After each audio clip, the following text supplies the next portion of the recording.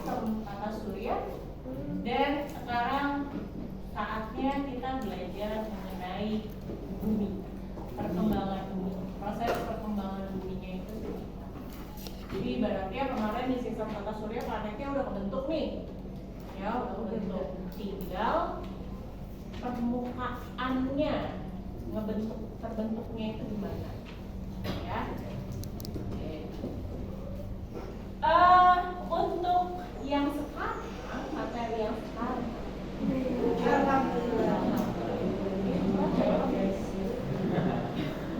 ini sebenarnya sudah kamu pelajari di sejarah, udah? Kalau nggak salah kemarin PTS ya, soalnya ini ya. Oke, hatinya juga ini lagi. Bisa? Oke.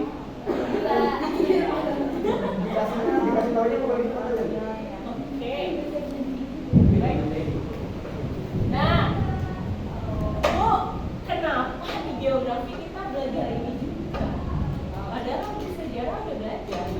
Kenapa di geografi ada ini juga? Sebenarnya geografi itu belajar apa? Nah, ada yang tahu? Geografi itu belajar apa sih?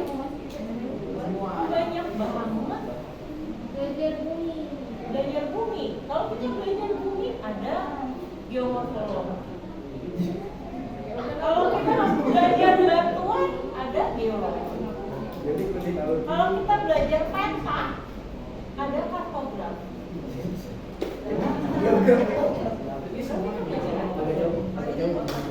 Belajar air ada hidrologi. Belajar apa? Campuran.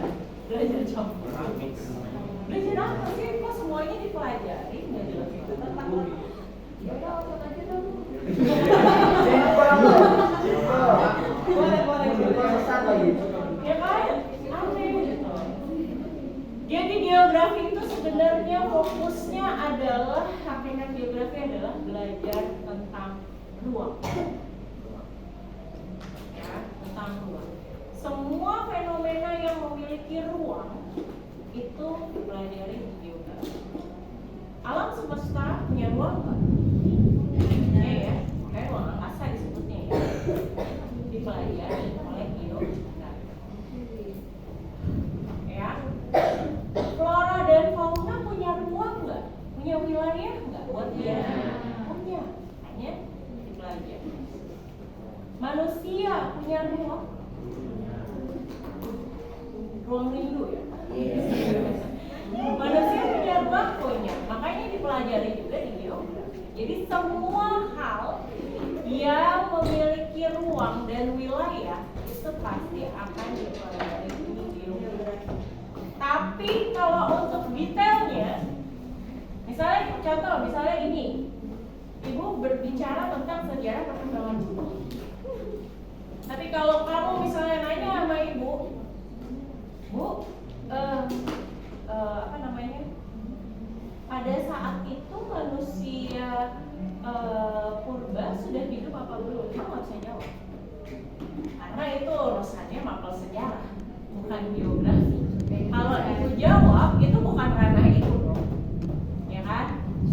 Ibu jadi kayak nggak punya disiplin ilmu kalau kayak gitu. Jadi yang dipelajari hanya ruangnya saja. Kalau misalnya kita belajar sejarah perkembangan bumi, jadi ya Ibu hanya belajar, kita geografi hanya mempelajari ruang buminya itu. Oh, bumi awalnya gini, kemudian bentuknya gini, jadi gini, jadi gini, jadi gini. Ya, tapi kalau misalnya kamu nanya, oh, manusia pertama kali peradabannya ini, Ibu nggak punya sedetail itu. Jadi hanya kulitnya aja. Tapi kalau misalnya dalamnya, ya kamu harus mengambil disiplin ilmu yang benar-benar mempelajari itu. Paham ya? Oke, di situ dulu. Takutnya nanti jadi kemana-mana. Bingung kan kamu? Akhirnya banget sih nih. Akhirnya yang keluar adalah banyak banget sih nih geografi. Belajar ini, belajar itu, belajar ini, belajar itu. Ya, oke. Baik, tadi kalian sudah gambar kalender geologi, kan kalendernya kalender geologi, bukan geografi. Kalender geografi di buku kamu, paling tidak kamu tadi sedikit baca ya, sedikit baca ada masa apa, zaman apa, era apa, periode kala apa dan lain sebagainya. Baik, kita mulai. Ketika sistem tata surya ini terbentuk, kemudian jadilah sebuah planet-planet, gitu ya. Planetnya udah terbentuk, bumi masuk ke masa Prakambrium. Di mana di masa Prakambrium ini ada zaman Archeozoikum. Di zaman ini bumi mulai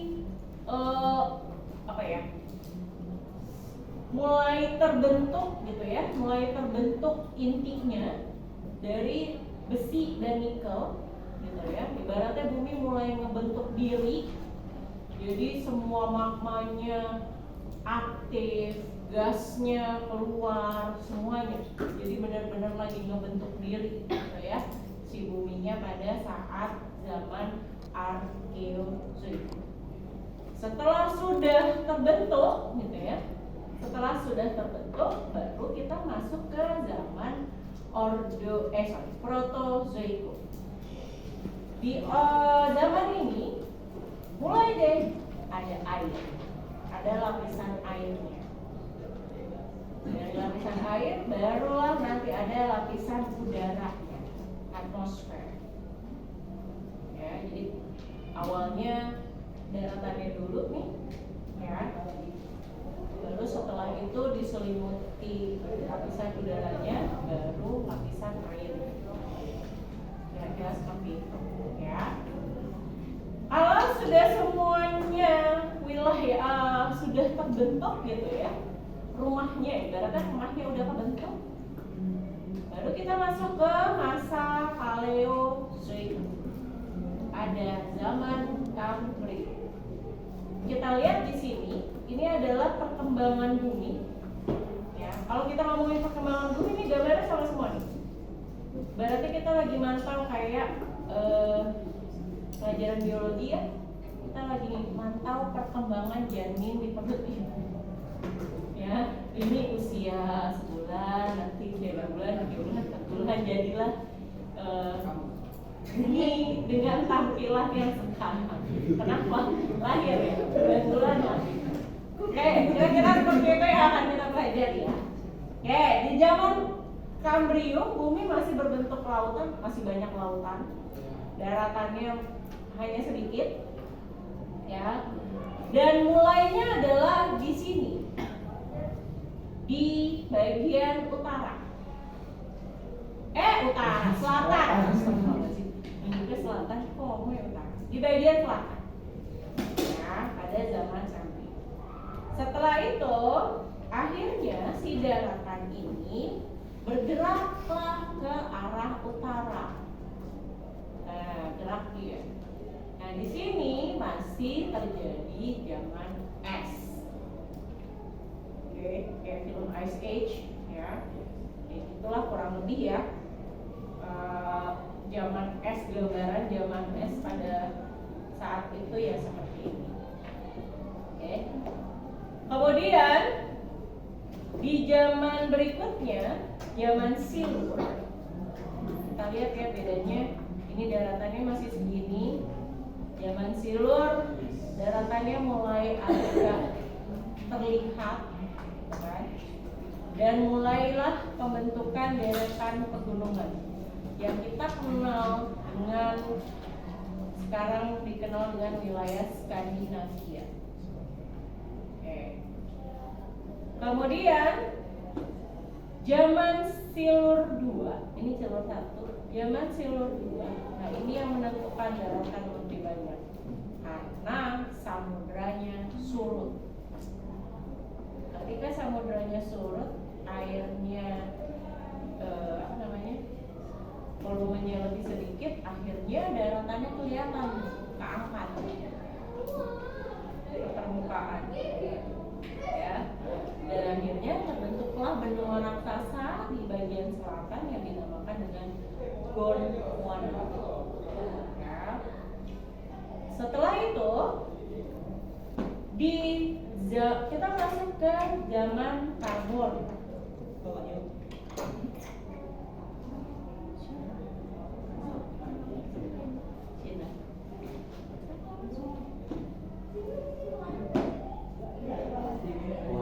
Karbon, di mana pada saat zaman karbon ini banyak penyatuan benua dan daratannya sudah terbagi iklimnya tergantung letak geografis dan letak astronomis wilayah tersebut.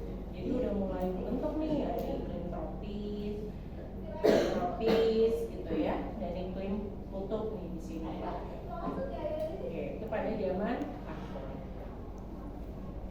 Next, masuk ke zaman per,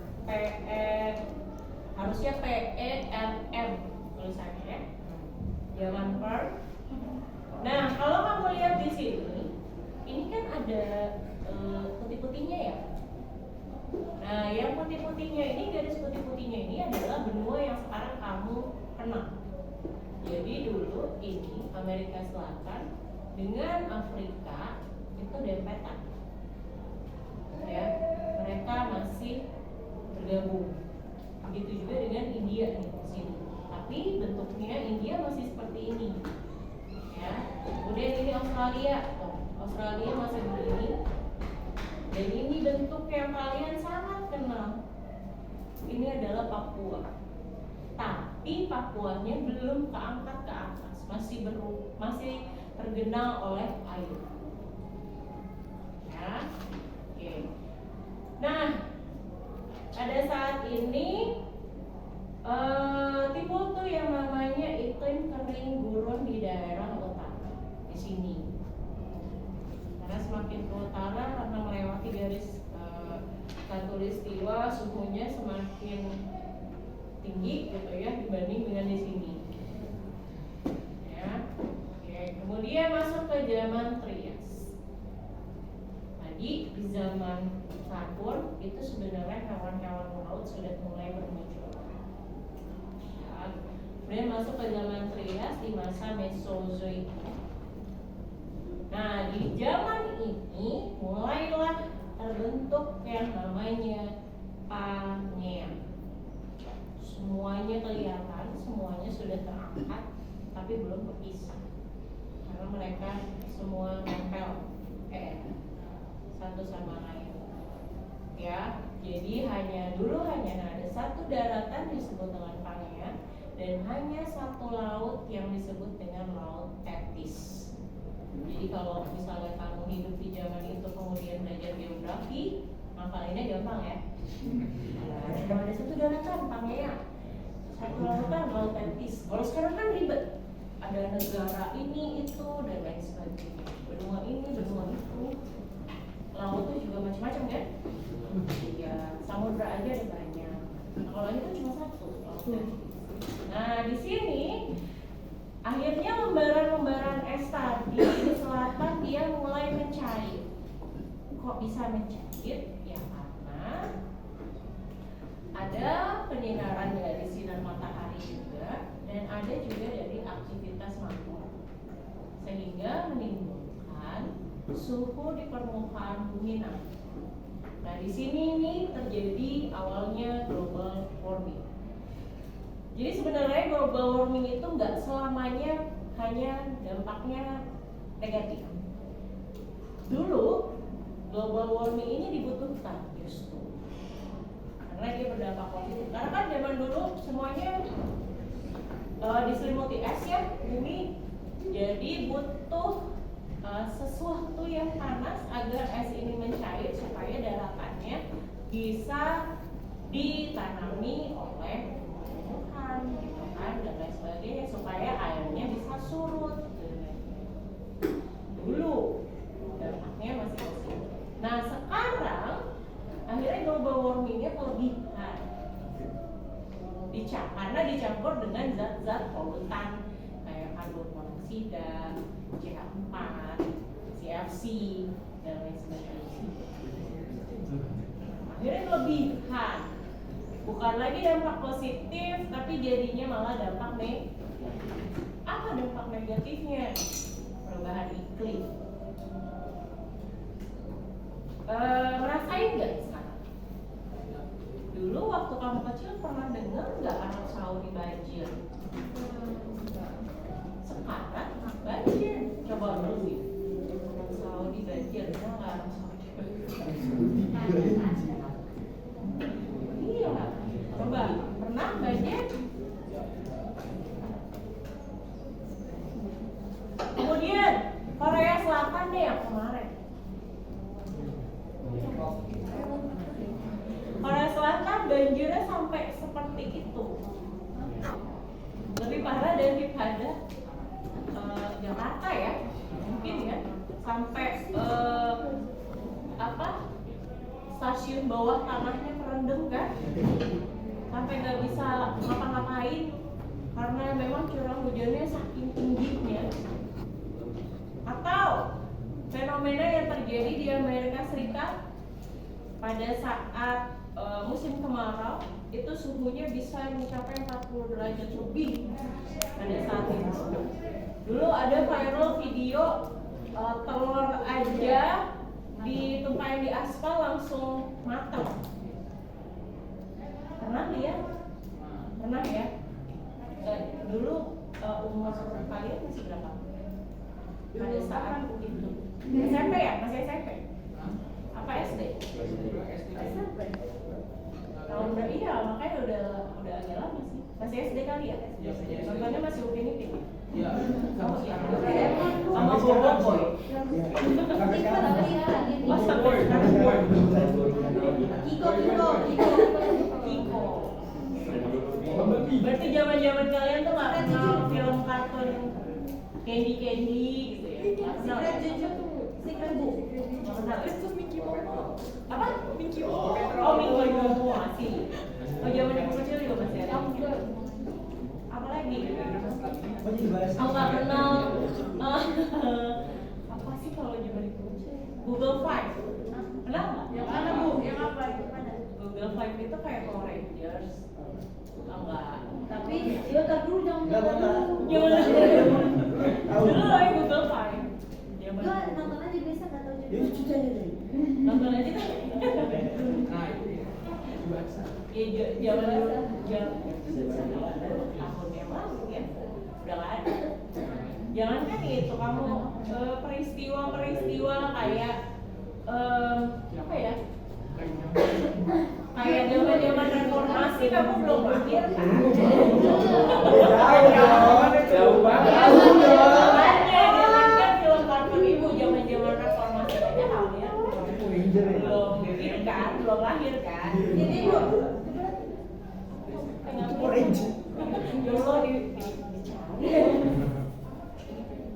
dulu itu dia nonton dong ini. Oh iya. Kayak apa ya dia? Dulu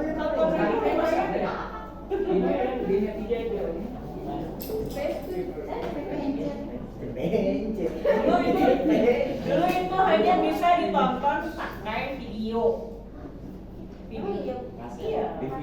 Nggak ada di TV. Apa sih video? Oh iya. Zaman itu ya itu hanya bisa disewa. Iya, dulu nggak ada penyewaan video.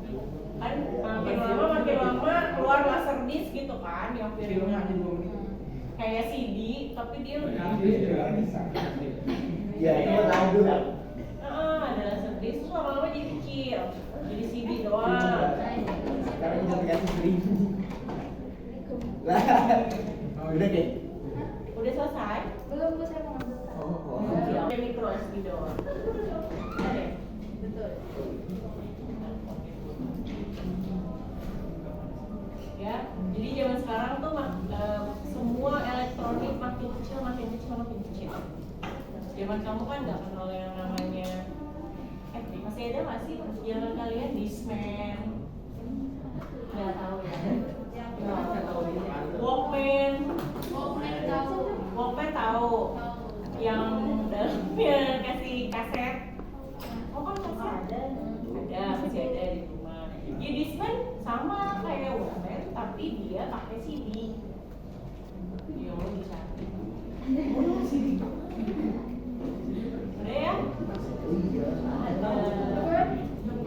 Dulu TV-nya belum ada remote, jadi benar-benar harus nyamperin. Pakai kaki. Oh masih ngalamin itu? Masih. Tua banget dong TV kamu. Iya,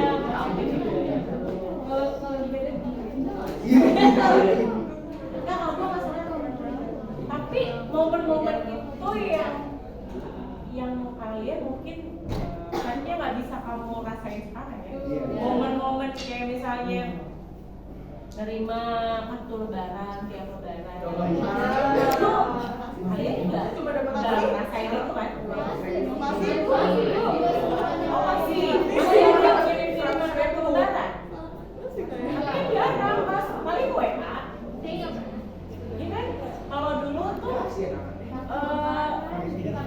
iya, kalau ibu sama kakak ibu lomba-lombaan. Siapa nih yang paling banyak dapat kartu lebaran?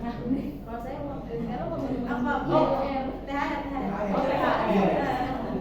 Banyak-banyak iya, momen-momen kayak gitu. Momen-momen apa? Ketika dapat telepon tuh rebutan angkatnya. Pernah? Iya kan? Telepon rumah nggak bunyi ya. Tungguin sekali bunyi rebutan semuanya pengen ngangkat. Pernah kayak gitu? Kirain nggak? Ya, simpel sih, tapi yang momen-momen kayak gitu yang ada di sekarang nggak ada lagi. Oke, balik lagi ke sini. Kita masuk ke mulai zaman Trias ini sudah mulai ada hewan darat yang hidup, ya, tapi belum banyak. Nah, banyaknya di sini di zaman Jura. Baru nih banyak dinosaurus di sini.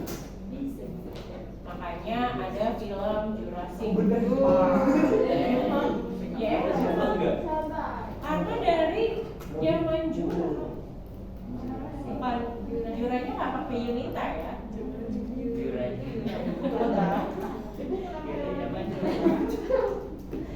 Nah, di sini kita lihat ya, Amerika Utara mulai memisahkan diri. Oh, tadinya kan dia dekat nih, dia mulai memisahkan diri. Ya, begitu juga dengan India, dengan Afrika mulai memisahkan diri. Nah, setelah zaman Jura masuk ke zaman Kapur. Nah, ini dinosaurusnya mulailah agak punah sedikit demi sedikit, gitu ya. Dan di sini juga kalau kamu lihat, di sini udah renggang semuanya. Amerika sama Afrika udah udah cerai gitu ya. Udah misahin diri. Kemudian India juga sudah misahin diri, gitu kan. Tapi antara Amerika Utara dengan Amerika Selatan dia belum rujuk. Belum balikan. Ya. Kalau kita lihat di sini, apa Indonesia sudah terbentuk? Udah, tapi masih segini. Masih segini Indonesia-nya. Masih gabung sama Cina, jadi namanya Indochina.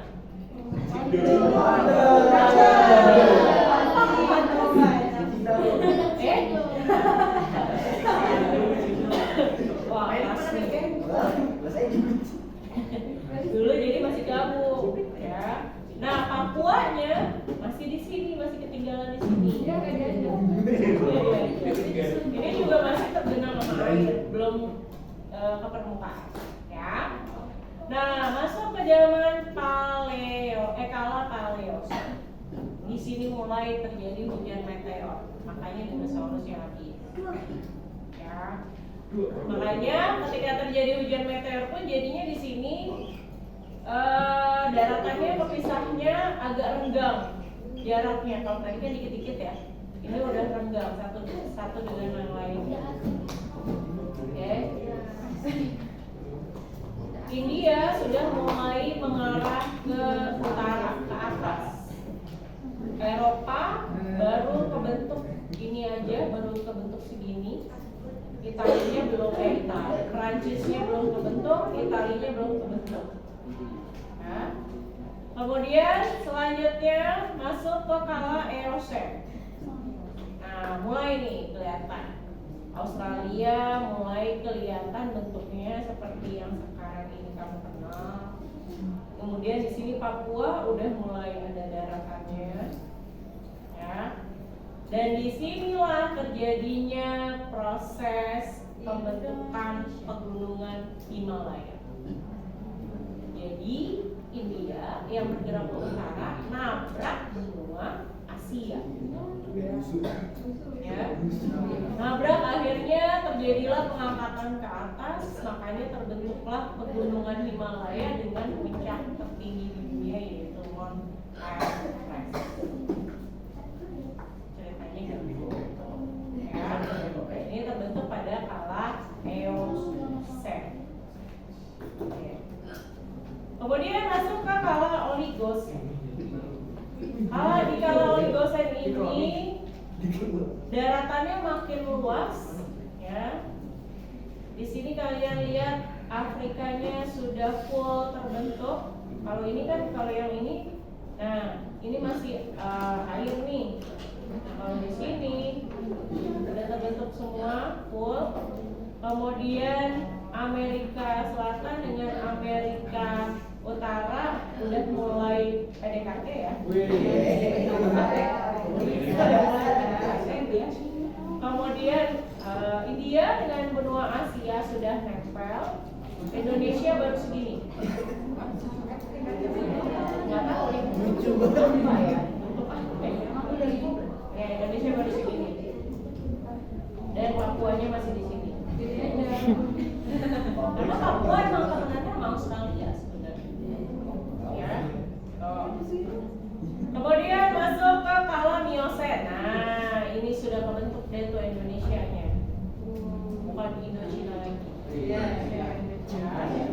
Di sini sudah mulai terbentuk padang rumput yang semakin luas. Nah, ini dia udah nyatu, udah rujuk Amerika Utara dengan Amerika Selatan. Kemudian Afrika belum belum gabung sama Asia Barat. Asia Barat tuh Arab, Kazakhstan, ya, Dubai, kayak gitu belum. Ya, Eropa di sini juga masih banyak yang tergenang oleh air. Tapi di sini Perancis sudah terbentuk ya. Perancis sudah terbentuk. Inggris sudah terbentuk, ya. Italia belum. Kemudian di sini Australia sudah terbentuk, Indonesia sudah terbentuk, tapi Papuanya masih di sini. Papuanya masih di bawah. Papuanya masih di bawah benua. Kemudian masuk ke kala Eosen. Nah, ini udah ngebentuk semuanya seperti yang kamu lihat di atas pada saat ini. Tapi pada saat ini cuaca sayangnya suhunya semakin rendah, semakin dingin. Ibaratnya jadi panas, dari panas terus dingin lagi, panas dingin. Biar ibarat jadi dengan fluktuasi cuaca yang kayak suhu yang kayak gitu, akhirnya itu bisa membentuk batuannya semakin kompak.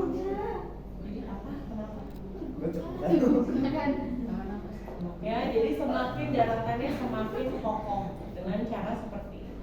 Kayak kamu lihat kan orang bikin pedang, ya kan, dibakar, dingin lagi, terus dibakar lagi, dibakar lagi, dinginin lagi pakai es, terus ditutup lagi gitu kan. Nah, lama kelamaan keras kan, jadi kuat kan. Kayak gitulah kira-kira proses permukaan hidup kita. Ya. Oke. Kemudian masuk ke kala Pleistosen, masa di masa Kenozoikum terjadi lagi zaman es tadi, tapi tidak semuanya diliputi oleh es, hanya di wilayah Eropa, Amerika Utara, dan Asia Utara. Ini apa sih Bu? Gambar apa sih Bu? Ini itu melihatnya dari mana ya? Dari atas, dari arah nih, ini kan gini ya. Nih, Ibu kasih tahu, itu gambarnya tuh di sini. Nih, makanya ini ungu kan? Ya itu esnya. Itu tuh gambarnya di sini, putih-putihnya. Jadi ini adalah Greenland, ini adalah Rusia, ya. Kemudian ini adalah Eropa. Nah ini ya tiga dataran inilah yang tertutup oleh es pada saat Pleistocene.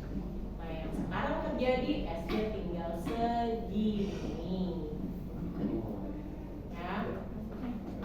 Awalnya segini jadi tinggal segini. Mungkin kalau sekarang tinggal segini. Ya? Nah, masuk ke kala Holosen. Holosen itu adalah masa di mana sekarang kamu alami. Kalau kita lihat tadi perkembangan di Indonesia dari masa ke masa, awalnya Indonesia nggak ada, benar nggak? Malah justru yang kelihatan banget hanya Papua doang. Jadi ada kemungkinan nggak sih Bu Indonesia bakalan tenggelam? Mungkin banget. Karena masalahnya Indonesia hanya negara yang terbentuk karena pengangkatan ketika air surut doang. Beda sama benua Afrika yang dari awal memang udah ada gitu ya. Beda dengan Amerika Selatan yang dari awal udah ada tapi nggak bisa aja gitu. Tapi kalau Indonesia dari awal memang nggak ada tadinya, cuma ada Papua doang. Jadi ibaratnya fondasinya nggak kokoh gitu.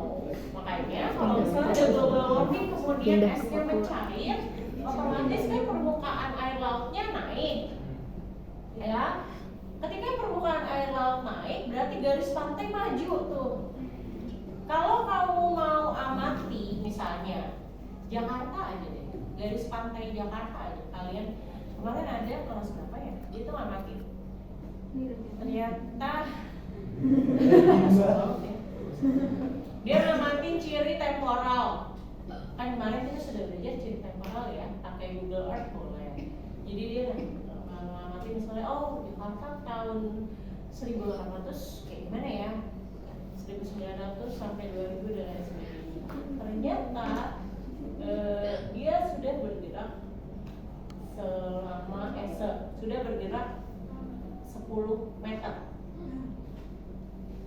Jadi kalau 10 meter itu 1000 cm. Sedangkan lempeng itu bergerak 1 cm 1 tahun. Di dalam 1000 tahun sudah 10 meter. Kira-kira seperti itu. Ya. Dan garis pantai udah mulai maju tuh. Udah mulai maju. Berarti kalau garis pantai mulai maju berarti permukaan air lautnya makin tinggi karena pencairan es tadi. Ya kan? Kemungkinan tenggelam ya mungkin banget.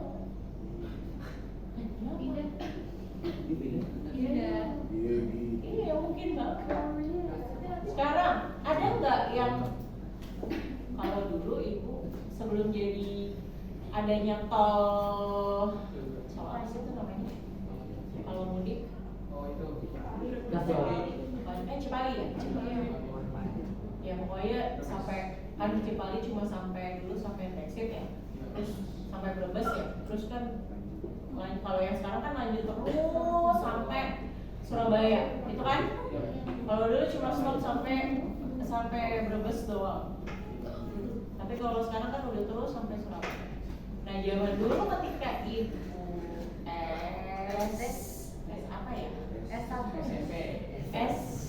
SMP lah ya, ketika lewatin wilayah Tegal itu garis pantainya masih jauh. Jadi kita melihatnya dari jalan Pantura itu melihat laut tuh masih kayak jauh banget. Tapi kalau sekarang lewat situ, lah kok ini jalan cuma selang berapa meter doang udah laut. Perhatiin itu nggak? Iya. Kan belum mudik tidur. Belum banget Belum lahir. Iya. Ya maksudnya Pak, mantaunya dari sekarang ya. Sampai nanti kamu dewasa. Kalau ibu memantaunya dari iseng banget ya. Dari SD, SMP gitu. Kalau misalnya lewat Tegal kok kayak masih jauh. Kita lihat, iya ada laut. Biasanya kan anak kecil gitu ya. Iya ada laut, oh masih jauh. Tapi kok pas udah kuliah kerja, kok makin deket ya. Bahkan kadang kalau misalnya lagi pasang airnya, jalan Panturanya juga ikutan banjir. Iya sampai segitunya. Ya memang mau tidak mau, makanya banyak proyek reklamasi pantai. Gitu. Dan proyek yang di Pantai Indah Kapuk itu adalah salah satu usaha untuk mengembalikan luas Jakarta Bali.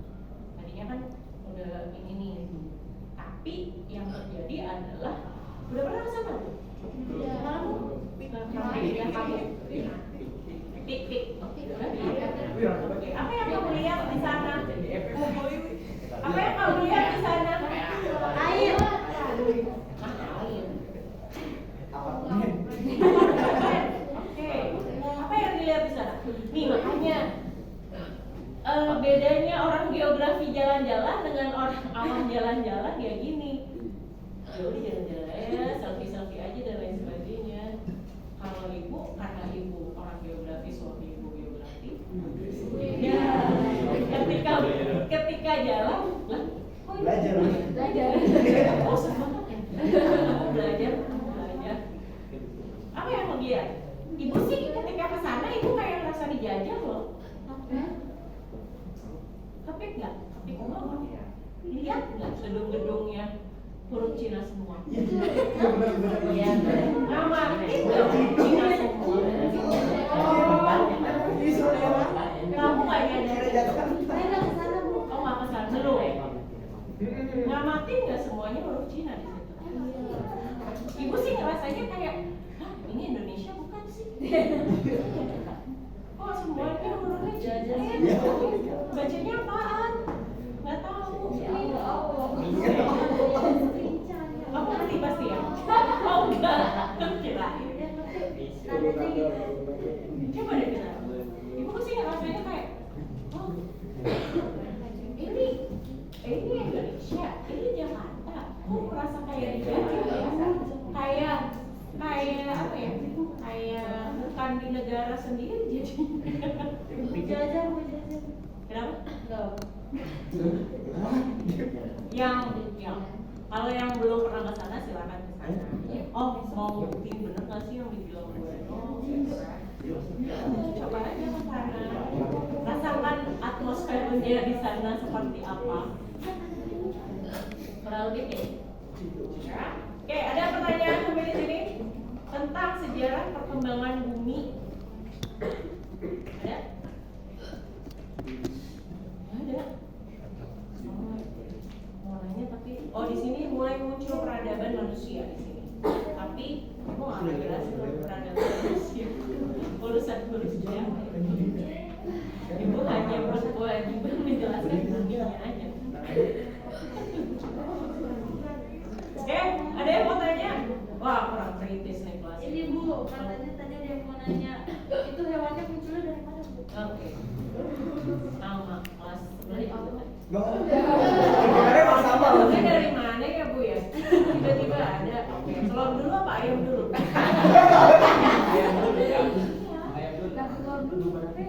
Kalau kamu bertanya seperti itu,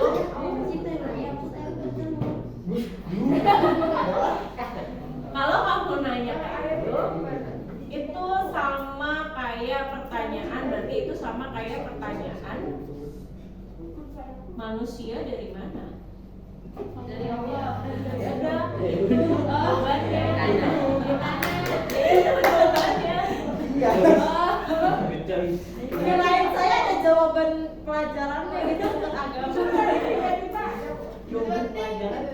Maksudnya kan kalau dari Allah bawa agama bu. Jawaban ilmiah.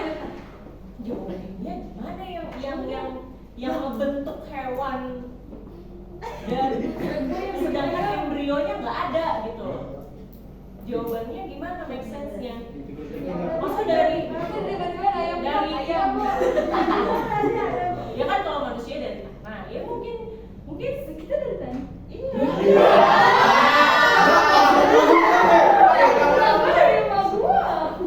Oh dia mungkin meyakini paham evolusi Darwin. Jadi dia pengennya dari kerak bukan dari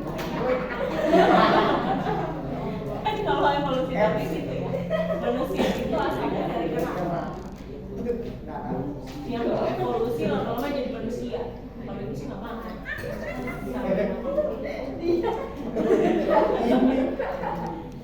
Ya udah jawabannya itu. Kalau misalnya kamu tanya, dari mana sih bu hewan-hewan dinosaurus dari mana? Yang kayak gitu-gitu kan gue bisa dijelasin secara ilmiah. Tiba-tiba ada. Nggak tahu ya gimana jadi. Susah ya. Ngebuktiinnya juga bingung karena ibu juga nggak lahir pada masa itu dan tidak ada saksi sejarah juga pada masa itu. Awalnya bagaimana? Awalnya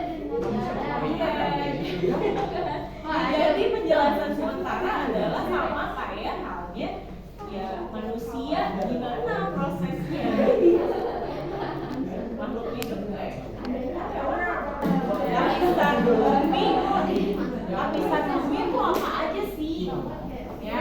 Jadi bumi itu kalau dibelah kurang lebih ya kayak gini ya urutannya ya. Pertama adalah ini nomor 5 dulu. Ini adalah inti dalam bumi atau inner core ya, atau sering juga disebut dengan barisfer.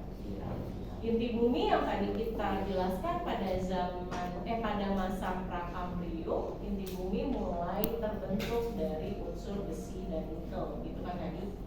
Oke. Kemudian setelah itu ada inti luar bumi atau outer core. Nah ini yang kalian sebut dengan magma. Ya. Berikutnya ada lapisan 3 dan 2 ini. Ini adalah mantel atau selimut bumi. Disebut juga dengan astekosfer.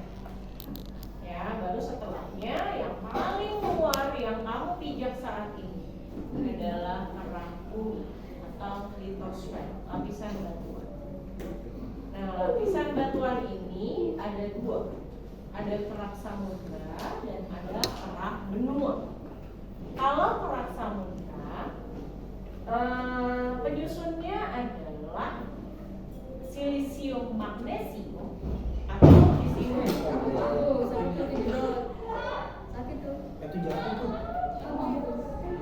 Kerak benua namanya silisium aluminium, disingkatnya sial.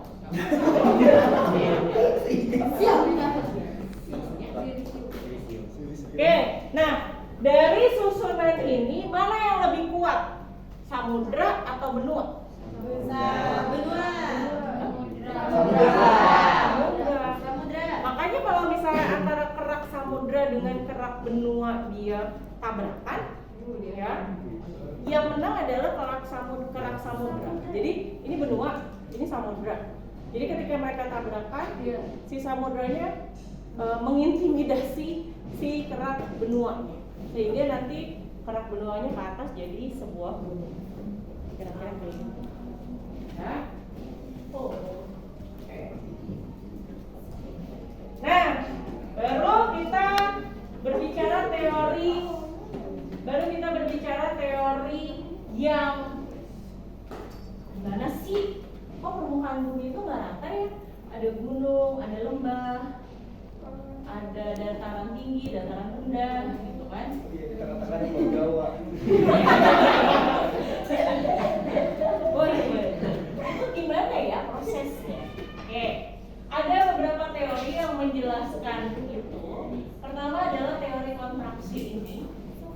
dikemukakan oleh James Loydana dan Ernest Cohen, di mana awalnya bumi kita itu lurus nih kayak gini, rata semuanya. Nah, pada saat bumi kita ini rata seperti ini, secara bertahap bumi itu mengalami pemadatan. Jadi dipres, ya. Ketika dipres, kira lama-kelamaan si bumi permukaannya jadi nggak rata. Sama halnya ketika kamu beli apel. Ketika kamu baru beli apel, kulitnya mulus, mulus ya. Tapi kalau apelnya didiamkan selama 3 bulan, kira-kira kulitnya masih mulus nggak? Enggak ya, keriput ya.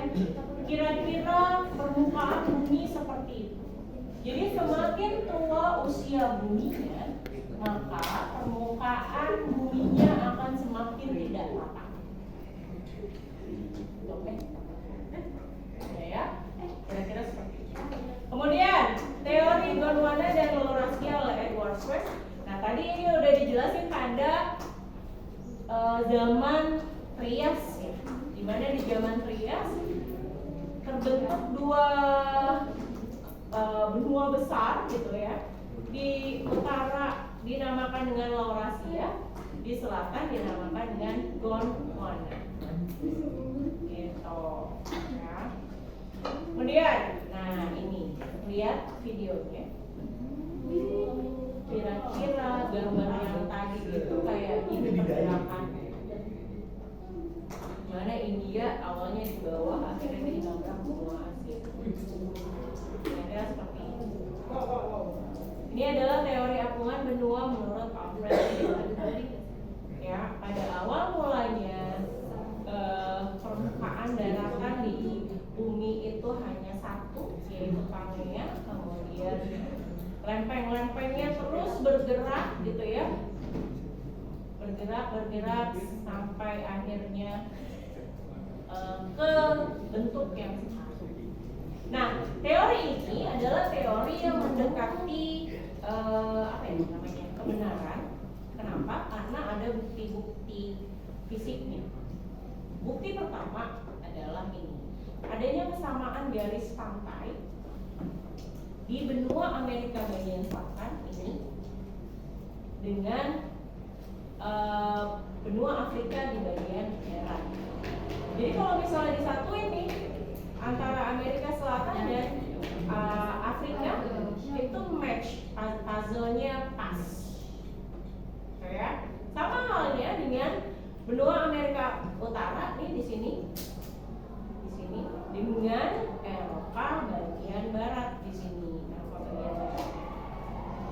Atau Afrika ini dengan Asia Barat. Asia Barat tuh yang tadi aku bilang ada Arab Saudi, ada Dubai, ada Abu Dhabi, Kazakhstan, ya, Turki, ya, semuanya ada di sini. Oke, kemudian bukti kedua, adanya kesamaan fosil di wilayah tersebut. Ya, fosilnya sama, penemuan fosilnya jenisnya sama. Ya, ada fosil Sinogatus di Amerika Selatan dengan Afrika. Kemudian ada fosil Glossopteris, ini fosil tumbuhan ya. Itu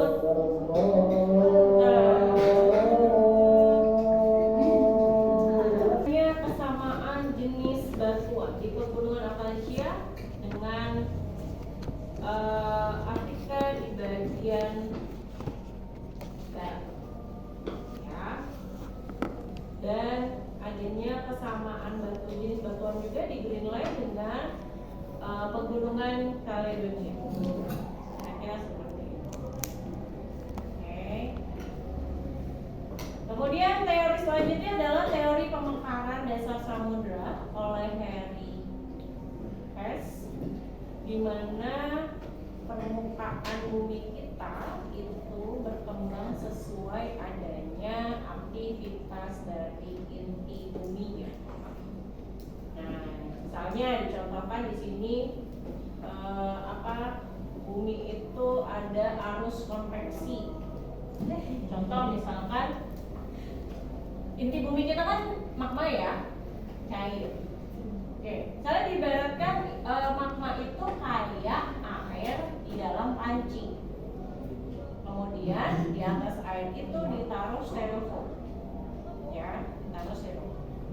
Apa yang akan terjadi ketika air yang di panci itu dimasak di atas kompor? Ketika air mendidih, styrofoamnya gimana? Gerak kan? Pasti gerak kan? Styrofoamnya. Nah, sama halnya dengan lempeng yang kita pijak ini. Ketika magmanya itu mendidih, panasnya meningkat, otomatis lempeng yang di atasnya itu akan bergerak. Entah dia bikin pergerakannya patahan, lipatan, ya, atau hanya pergeseran, semuanya tiga-tiganya itu pasti gempa. Nggak mungkin nggak gempa. Ya, kira-kira seperti itu. Oke, kemudian ada teori lempeng tektonik oleh Mackenzie dan Robert Parker, di mana dua orang ini berpendapat bahwa bumi kita ini tuh kayak puzzle. Jadi kalau misalnya lautnya dikuras, itu retak-retak kayak gini sebenarnya. Ya, dimana semua bagian itu terdiri dari penyatuan beberapa lempeng. Oke, kita lihat Indonesia.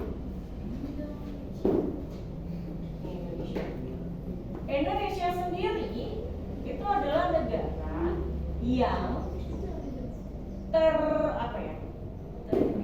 terbentuk dari 4 buah lempeng, 3 buah lempeng besar dan 1 lempeng kecil. Ya, lempeng besar pertama adalah ini, lempeng Eurasia. Sebagian besar wilayah Indonesia memang ditopang oleh lempeng ini. Sumatera, Jawa, Kalimantan, bahkan Sulawesi. Ya. Kemudian lempeng besar yang kedua adalah lempeng Indo-Australia yang menopang sebagian besar Papua. Ya. Kemudian lempeng yang ketiga, lempeng besar yang ketiga adalah ini, lempeng Pasifik, menopang sebagian besar Pulau Maluku yang ada di sini. Dan ini ada lempeng kecil, yaitu lempeng Filipina, walaupun nggak terlalu pengaruh ya, karena bagian Indonesia di lempeng Filipina hanya kecil aja. Nah, dari pertemuan lempeng inilah yang nantinya akan membentuk yang namanya Ring of Fire. Apa Ring of Fire? Pernah dengar kan? Apa itu? Cincin api. Cincin api, iya itu terjemahannya. Cincin api. Cincin api, kenapa api? Kenapa ya? Karena magma. Karena magma. Oh. Jadi Ring of Fire itu adalah jalur gunung api. Ya. Jadi nanti akan terbentuk 2 sirkum nih. Ada sirkum Mediterania di sini dan ada sirkum Pasifik di sini. Tuh kan ribet kan? Jadi Indonesia itu adalah negara pertemuan 3 lempeng besar plus 2 sirkum pegunungan. Jadi gak heran kalau di Indonesia itu banyak bencana alam kayak gempa bumi, tsunami, gunung meletus. Pasti. Karena ya kalau misalnya dilihat ya kita ada di retakan itu, ya itu dampak negatifnya. Dampak positifnya apa? Dari posisi ini akhirnya Indonesia banyak memiliki sumber daya alam. Karena ketika gunung meletus, ketika terjadi gempa bumi di dasar laut, semua sumber daya alam yang ada di perut bumi keluar. Makanya setelah pasca gunung api meletus, itu tanahnya jadi subur, gitu kan? Kemudian terdapat sumber mata air baru, kemudian terdapatlah batu-batuan batu-batu permata baru. Atau misalnya ketika terjadi pergeseran lempeng di dasar laut, akhirnya terdapatlah sumber minyak bumi baru untuk pengeboran minyak lepas pantai, dan lain sebagainya. Jadi positifnya seperti itu, walaupun negatifnya banyak terjadi bencana. Oke. Nah, kalau kalian lihat, ini ada panah-panah kan di sini. Ada yang panahnya saling mendekat, ada panahnya saling menjauh, ada panahnya yang saling bersinggungan. Nih, kalau ini panahnya saling bersinggungan, yang satu ke kanan, yang satu ke kiri. Nah, kalau ini panahnya saling bertabrakan, ini panahnya saling menjauh. Nah, ini adalah gerak masing-masing lempeng itu. Ya. Jadi kalau ini lempeng Karibian dengan lempeng Pasifik di bagian Selat Gibraltar, itu lempengnya tabrakan. Tapi kalau di bagian Karibian dan Pasifik, tapi di bagian Amerika Utara, lempengnya hanya bergeser. Ya, seperti itu. Nah, lempeng bertabrakan inilah yang disebut dengan gerak konvergen. Kalau lempeng yang saling menjauh itu disebut dengan gerak divergen. Sedangkan lempeng yang bersinggungan ini disebut dengan gerak transport. Dia cuma papasan doang, saling papasan. Ya, cuma nyenggol dikit lah ya. Kalau ini kan tabrakan, yang satu ngejauh. Nah, kalau yang konvergen, ketika lempeng saling tabrakan, fenomena yang terjadi adalah pembentukan gunung baru. Kalau divergen, karena dia saling menjauh, fenomena alam yang terjadi adalah pembentukan palu biasanya, atau pembentukan jurang baru, gitu ya. Ini jadi istilah-istilah geografi. Jadi kalau orang geografi mau putus ya udah bilangnya kita divergen. Kira-kira seperti itu. Oke, ada pertanyaan sampai di sini?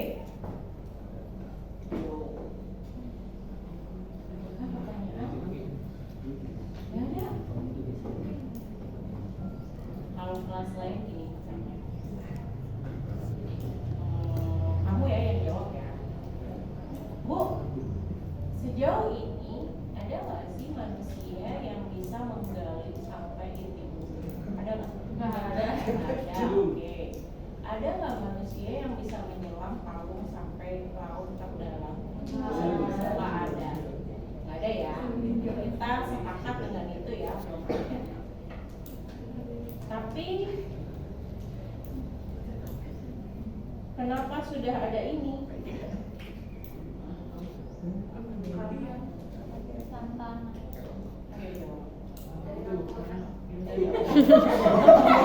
Gak bisa dibantah, gak bisa dibantah. Udah, dicurang. Orang juga harus sebutin surat apa.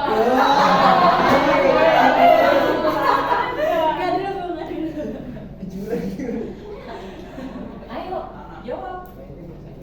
Katanya kurikulum merdeka, student center, ya kan? Kita biar siswanya kritis. Oke, jawab sekarang.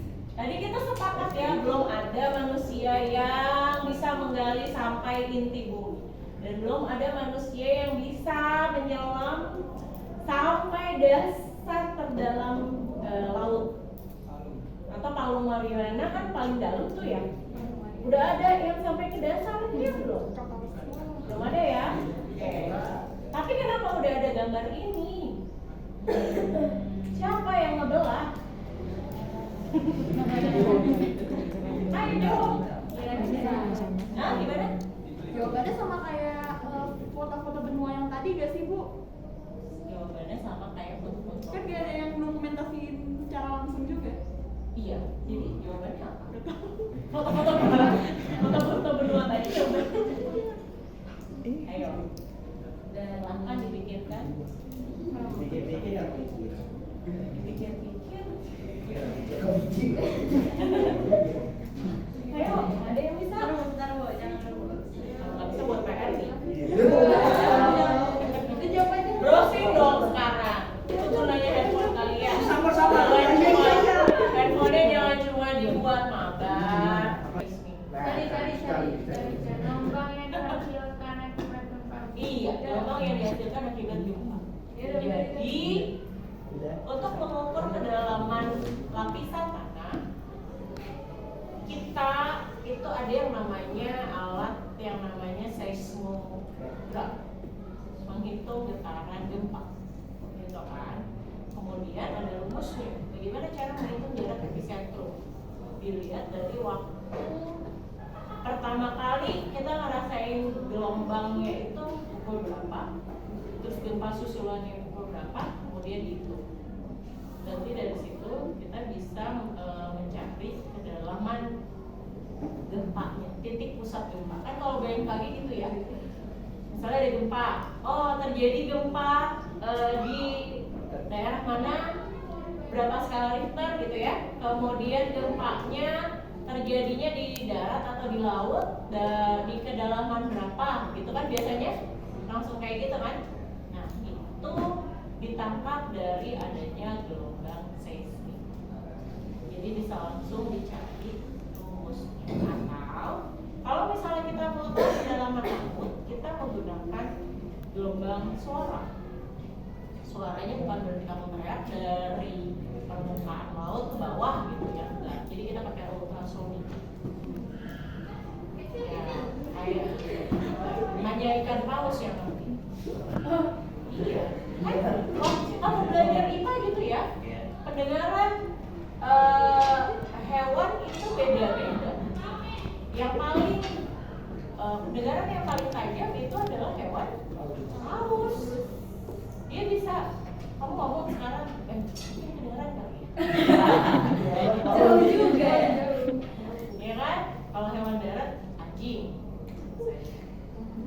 Kemudian dari si ultrasonik itu kemudian dipantulkan ke bawah, nanti dihitung mantul lagi ke atasnya berapa waktu. Sama kayak halnya kamu teriak nih di dalam goa, bergema kan, ada echo-nya kan, mantul kan suara kamu kan. Nah, kurang lebih kayak gitu. Nanti dihitung, oh berarti kedalamannya segitu. Kira-kira jelas. Baik, sampai di sini dulu belajarnya. Ibu mau